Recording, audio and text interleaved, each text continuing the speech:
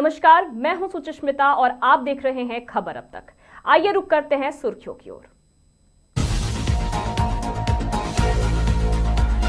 छात्र के मौत के बाद परिजनों का आक्रोश, स्कूल पर लापरवाही के लगाए आरोप।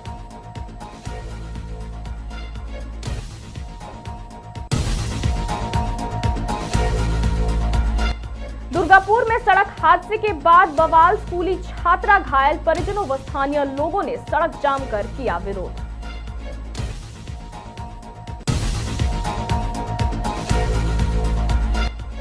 देवघर में अवैध शराब फैक्ट्री का भंडाफोड़, 38 लीटर विदेशी शराब बरामद।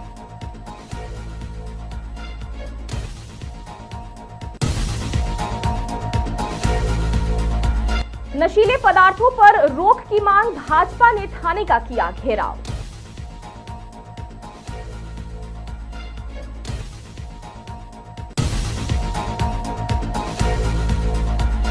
पाकुड़ के न्यू सब्जी मार्केट में भीषण आग, लाखों का नुकसान।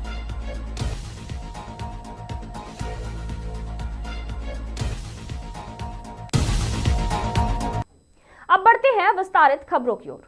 पाकुड़िया प्रखंड के गोविंदपुर स्थित क्राइस्ट एडवेंटिस्ट स्कूल में एक दर्दनाक और गंभीर लापरवाही का मामला सामने आया है। दरअसल स्कूल हॉस्टल में रह रहा 14 वर्षीय छात्र रोहित बरांडी 3 दिनों से डायरिया और तेज बुखार से पीड़ित था, लेकिन स्कूल प्रशासन ने समय पर उपचार की कोई व्यवस्था नहीं की और हालत गंभीर होने पर छात्र की मौत हो गई। परिवार के अनुसार गुरुवार शाम करीब 4 बजे स्कूल प्रबंधन ने रोहित को अचानक घर भेज दिया।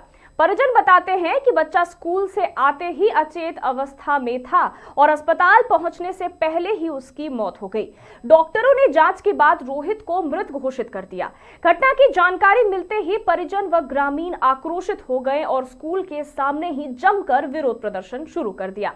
विवाद बढ़ता देख पाकुड़िया व अमरापाड़ा थाना प्रभारी दल बल के साथ मौके पर पहुंचे और स्थिति को शांत कराया।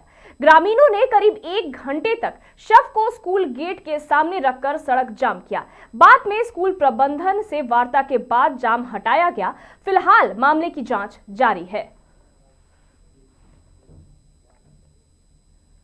वहीं दुर्गापुर के एसएन बैनर्जी रोड के अमराई जंक्शन पर एक स्कूली छात्रा सड़क हादसे का शिकार हो गई। हादसे के बाद परिजन और स्थानीय लोग गुस्से में दिखे। नायरा चौराहे पर सड़क जाम कर उन्होंने प्रशासन के खिलाफ जोरदार विरोध शुरू कर दिया। लोगों की 2 मुख्य मांगे थी। पहला, घायल छात्रा को तुरंत मुआवजा दिया जाए और दूसरा है इलाके में भारी वाहनों की अनियंत्रित आवाजाही पर तुरंत रोक लगाई जाए। गुस्साई भीड़ को शांत कराने के लिए दुर्गापुर थाना पुलिस और ट्रैफिक पुलिस मौके पर पहुंची, लेकिन वहां हल्की झड़प भी देखने को मिली। ও স্কুল থেকে জাস্ট বেরিয়ে মনে হয় আসছিল রাস্তাতে, তবে যাই হোক তোমার পেছন দিক দিয়ে মেরে দিয়েছে। কিসে মেরেছে? যে গাড়িটা দাঁড়িয়ে আছে আপনার সামনে ডাম্পারে। হ্যাঁ, বাচ্চাটা স্কুল থেকে আসছিল? হ্যাঁ, বাচ্চাটা স্কুল থেকে ছুটি হয়েছিল। জাস্ট ওনারা ম্যাডামরা বলছে যে জাস্ট ম্যাডামরা এসে আমার এক আত্মীয় দেখে পদে সেটাকে হসপিটালাইজ করে। আপাতত এখন যাই হোক হসপিটাল নিয়ে যাওয়া হচ্ছে। কি নাম বাচ্চাটা? রাজশ্রী বাউরি। কত বছর বয়স? 14 বছর। তা এখন কি অবস্থা?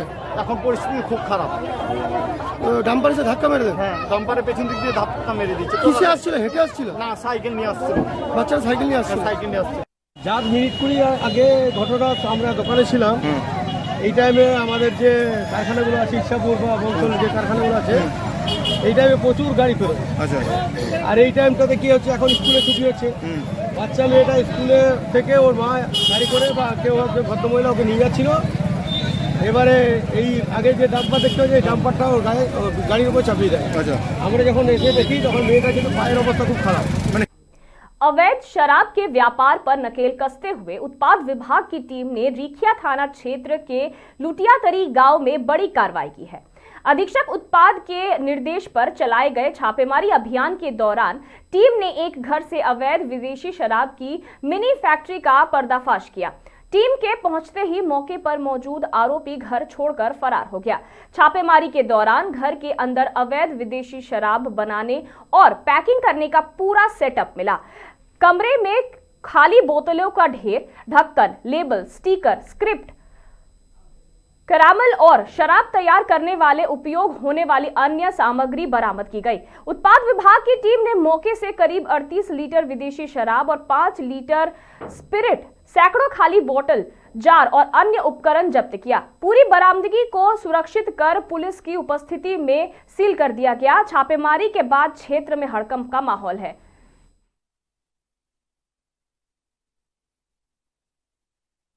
गुप्त सूचना के आधार पर जानकारी मिली कि लुटिया तरी गांव में काजल यादव पिता सुबोध यादव थाना रिखिया जिला देवघर के द्वारा अवैध विदेशी शराब का निर्माण कर बेचा जा रहा है जी।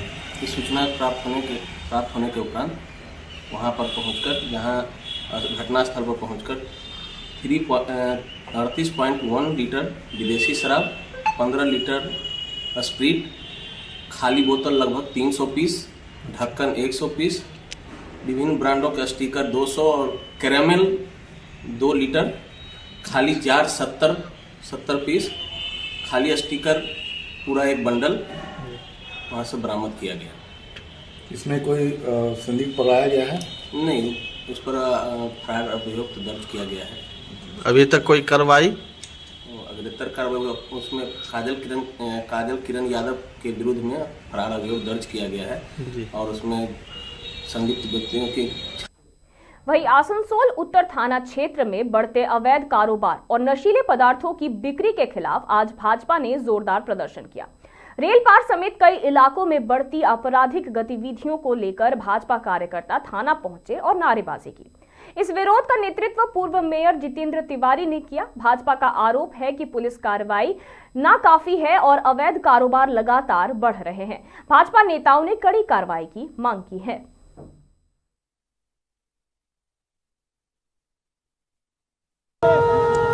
আপনারা জানেন যে আসানসোলে রেলপার অঞ্চল, এই অঞ্চলে কয়েকদিন আগে একটা চিটফান্ডের ঘটনার অভিযোগ হয়েছিল। একজন অ্যারেস্ট হয়েছে, তার পুলিশ রিমান্ড শেষ হয়েছে একটা থানায়, অন্যান্য থানাতে এখনও পুলিশ রিমান্ড চলছে। কিন্তু আমাদের প্রশ্ন হলো যে এত মানুষের টাকা ওই ব্যক্তি নিয়েছিল, সে টাকা এখনও উদ্ধার হলো না কেন? হয় এই টাকা ওর কাছে আছে আর তা না হলে ও অন্য কোনো ব্যক্তিকে দিয়েছে। তো পুলিশ যে এতদিন তাকে রিমান্ডে রাখলো, ওই টাকার হদিশ কেন পাওয়া গেল না? খালি আমরা শুনছি আজ এই থানা রিমান্ড নিয়েছে, কাল ওই থানা রিমান্ড নিয়েছে, বিভিন্ন থানায় ঘোরানো হয়েছে। আমরা তো ও থানায় ঘুরুক এটার জন্য পুলিশের কাছে আসছি না। আমরা চাইছি যে যারা ইনভেস্ট করেছিল, যারা ওকে টাকা দিয়েছিল, সে টাকা ফেরত কেন দেওয়া হচ্ছে না? টাকা এখন কোথায় আছে? যদি ওর কাছে আছে তাহলে ওর কাছ থেকে সিজ করে ফেরত দেওয়া হোক। আর ও যদি অন্য কোনো ব্যক্তিকে দিয়ে রেখেছে কোথাও, তো সে ব্যক্তি অবধি পুলিশ কেন পৌঁছাচ্ছে না? তাহলে কি সে ব্যক্তি কোনো প্রভাবশালী ব্যক্তি? সে কারণে পুলিশ তার কাছে পৌঁছতে পারছে না? এই কয়েকটা প্রশ্ন নিয়ে আজ আমরা নর্থ থানার কাছে এসেছি। আপনারা জানেন যে ব্রিজ আছে স্টেশন থেকে আসতে, যে রেলপার অঞ্চলে ব্রিজ, প্রত্যেক দিন 40-50 হাজার 1 লক্ষ 2 লক্ষ লোক ওই রাস্তা থেকে পারাপার করে। ওই ব্রিজের অবস্থা দেখুন, 1.5 ঘন্টা 3 ঘন্টা 2 ঘন্টা লেগে যাচ্ছে ওই ব্রিজ পেরোতে, এত জামের সমস্যা। রেল পারে বিভিন্ন অঞ্চলে মদের ব্যবসা অবাধে চলছে। पाकुड़ नगर थाना क्षेत्र के रेलवे फाटक के पास स्थित न्यू सब्जी मार्केट में शुक्रवार देर रात एक सब्जी दुकान में आग लगने से अफरा तफरी मच गई। आग की चपेट में आकर दुकान में रखी लाखों रुपए की हरी सब्जियां, महत्वपूर्ण कागजात और लगभग 50,000 रुपए के क्रेट पूरी तरह जलकर राख हो गए। आग इतनी तेज थी कि देखते ही देखते शिमला मिर्च, मशरूम, बीन्स, गाजर सहित बड़ी मात्रा में ताजी सब्जियां जल गई। मौके पर मौजूद लोगों ने शोर मचाकर स्थानीय पुलिस और दमकल विभाग को सूचना दी। सूचना मिलते ही दमकल की गाड़ी मौके पर पहुंची और काफी मशक्कत के बाद आग पर काबू पाया गया। लोगों का कहना है कि समय रहते आग बुझा ली गई, नहीं तो पूरा मार्केट उसकी चपेट में आ सकता था। फिलहाल आग लगने के कारण की जांच जारी है।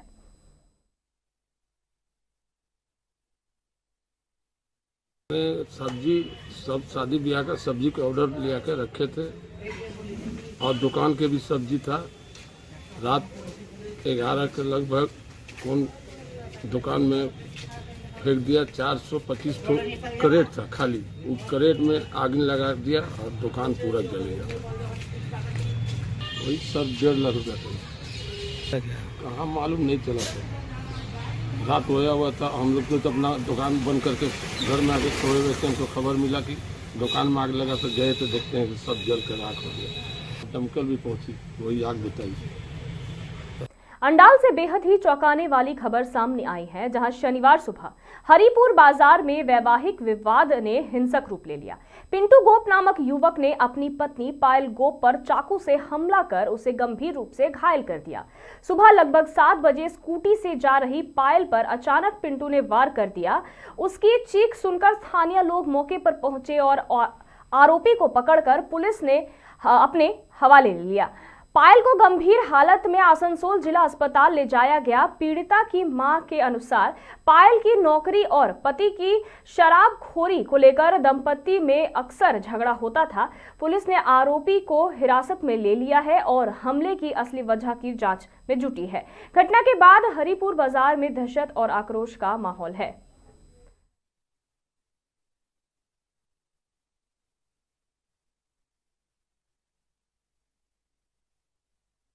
आ रहा था 7 बजे, ठीक है, तो एक लेडीज आती है स्कूटी पे, ठीक है, उसका पीछे एक बंदा आता है, वो बैठता है सीट पे, तो वो लेडीज बोलता है उतरो उतरो उतरो, तो फिर जरा सा जस्ट आगे आता है ये मस्जिद गली के पास, ठीक है, तो फिर उनका मोबाइल छीनता है लेडीज का वो जेंट्स, ठीक है, पता नहीं वो लोग का मैटर क्या चल रहा है, बट वो फोन छीनता है वो लेडीज का। तो फिर लेडीज लोग वो उतरता है रोड पे, तो ढेकला ढेकली जरा ये होता है। हम लोग सोचे शायद वो लोग का पर्सनल प्रॉब्लम है, तो हम लोग इसमें इन्वॉल्व नहीं हुए, ठीक है। फिर वो पीछे से चाकू निकलता है और उनका मतलब मारते हैं पेट में, और क्या रोड पे पूरा सुता के बहुत टाइम तक वीडियो देख लो, आप लोग देखे हो जाएगा। कितना बजे का घटना है ये घटना है आपका कितना हुई 7:30 ঘটনা ও বলছে তোমাকে হসপিটালে কাজ করতে দেবো না, আর ও বলছে আমি কি কাজ না করলে আমি গাড়ি লোন টোনগুলো কী করে মিটাবো, আর ও মদ খেয়ে নেয়, কাজ করার মদ খেয়ে নেয়, তো ওই জন্যে ও কাজটা করে, আর ও বলছে করতে দেবো না কাজ, ওই জন্যে মেরেছে। অশান্তি হতো, খুবই অশান্তি হতো, ওই কাজ করার নিয়ে অশান্তি হতো। হ্যাঁ হ্যাঁ, ও বলছে হসপিটালে কাজে যেতে দেবো না, আর এই বলছে আমি মদ খেতে দেবো না, আর এই বলছে আমি খাবো। পিন্টু গোপ, ঠিক আছে, পায়েল গোপ, ওই হরিপুর নার্সিং। बिहार विधानसभा चुनाव संपन्न होने के बाद मुख्यमंत्री और मंत्रिपरिषद के शपथ ग्रहण समारोह की चर्चा के साथ ही सोशल मीडिया पर एक और नाम खूब ट्रेंड हो रहा है। वह है लोकप्रिय लोक गायिका मैथिली ठाकुर। शपथ ग्रहण कार्यक्रम के बाद मैथिली ठाकुर का एक वीडियो तेजी से वायरल हो रहा है, जिसमें बिहार के राज्यपाल मोहम्मद आरिफ खान उन्हें आशीर्वाद देते नजर आ रहे हैं। समारोह में मौजूद अतिथियों के आग्रह पर मैथिली ने एक भजन भी प्रस्तुत किया, जिसे सुनकर वहां मौजूद लोगों ने उनकी जमकर सराहना की। राज्यपाल से मुलाकात और इस विशेष क्षण की तस्वीरें मैथिली ठाकुर ने अपनी सोशल मीडिया अकाउंट पर भी साझा की, जो कि कुछ घंटों में हजारों लाइक्स और कमेंट्स के साथ वायरल हो गई।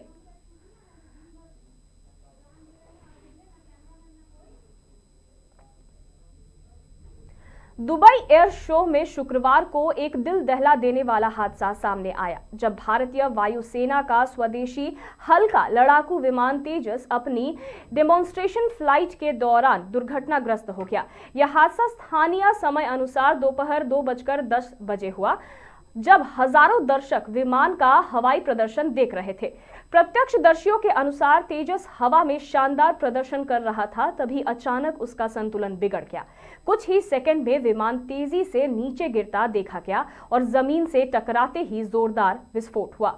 घटना के तुरंत बाद अल मखतूम इंटरनेशनल एयरपोर्ट के आसमान में काले धुएं का बड़ा गुब्बार देखने को मिला। हादसे में विंग कमांडर नमांश सयाल की मौके पर ही मौत हो गई।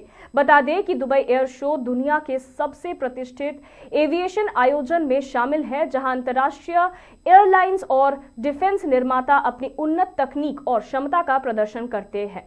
तेजस क्रैश की घटना के बाद एयर शो की सुरक्षा व्यवस्था को लेकर कई गंभीर सवाल खड़े हो गए हैं।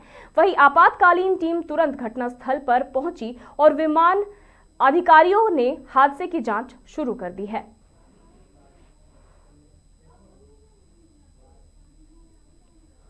झारखंड राज्य आजीविका कर्मचारी संघ के कर्मियों ने बाजार समिति के पास अनिश्चितकालीन धरना शुरू कर दिया। कर्मचारियों ने आरोप लगाया है कि केंद्र सरकार द्वारा NMMU के तहत दी जाने वाली सुविधाएं झारखंड में लागू नहीं की जा रही है। हड़ताली कर्मियों का कहना है कि समान काम का समान वेतन, वार्षिक इंक्रीमेंट, गृह जिले के पदस्थापन और अन्य लाभ अभी तक नहीं मिले। कई बार आंदोलन और आश्वासन के बाद भी मांगे अधूरी हैं।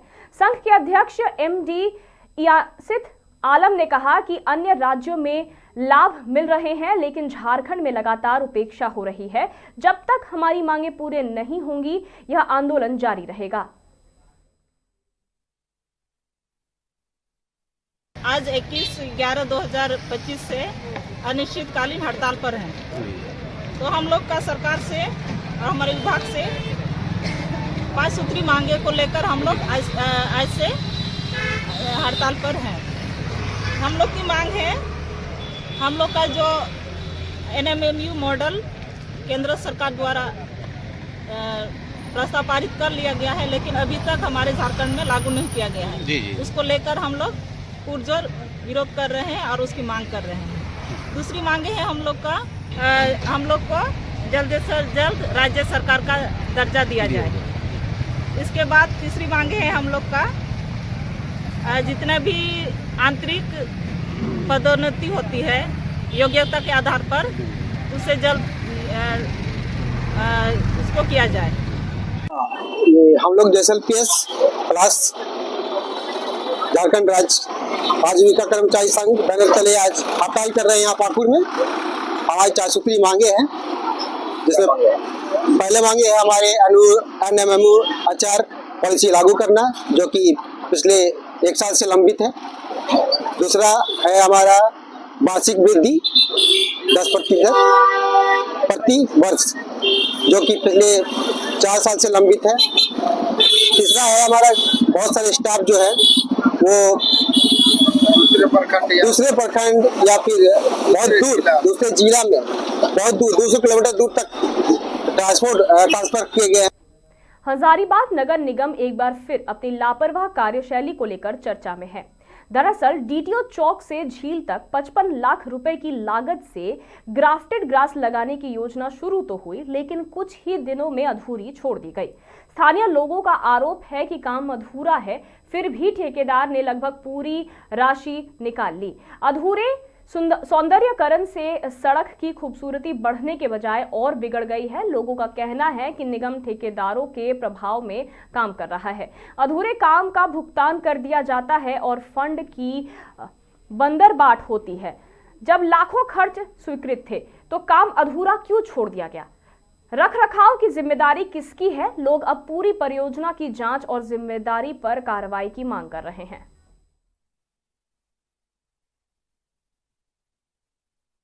देखिए, इसमें पैसा खर्च नहीं किया गया है, पैसा लुटाया गया है। आप देखेंगे कि ये जो आप फेंसिंग देख रहे हैं, इसका वैसे कोई आवश्यकता नहीं था, लोगों ने इसका मांग नहीं किया था, लेकिन जो तत्कालीन उस समय के जो पदाधिकारी रहेंगे, उनका कोई साढ़ू का बेटा होगा, ससुराल का कोई ऐसा बेरोजगार लड़का होगा, या उनका कोई ऐसा भतीजा होगा जो भिखमंगा होगा, उसको जो है पैसा देने के चक्कर में ये सब काम जो है पूरे शहर में चल रहा है। हम बहुत दुख के साथ कहना चाहेंगे कि पिछले 5-10 सालों से हजारीबाग ठेकेदारों के चंगुल और उसके गिरफ्त में है और पूरा हजारीबाग लुटाया जा रहा है। सीधा आपका आरोप ये है कि अपने मुंह बोले कह लीजिए या फिर अपने करीबी उनको ये काम दिया गया और उस नाम पर पैसा लूट लिया गया। आप देखेंगे जितने भी बड़े प्रशासनिक पदाधिकारी हैं, सबके अगल बगल आपको ऐसे आदमी मिलेंगे जो ना उनके जात के हैं ना उनके परिवार के हैं, लेकिन उनका सारा काम वही करते हैं। अगर आप कहें तो उनका जूता पॉलिश से लेके गाड़ी का पॉलिश तक सब वो लोग करते हैं, और उनका रिश्तेदार और सब मिली भगत करके हजारीबाग में अरबों रुपया का जो है वो घोटाला बोल लीजिए, ठेकेदारी बोल लीजिए, लूट बोल लीजिए, घपला बोल लीजिए, गबन बोल लीजिए, वो सारा कुछ हजारीबाग में चल रहा है, लेकिन कोई बोलने वाला नहीं है। और जो बोलता है लोग उसको कहते हैं कि ये खिलाफ का आदमी। खबर अब तक में फिलहाल इतना ही। और खबरों के लिए देखते रहिए मिरर मीडिया।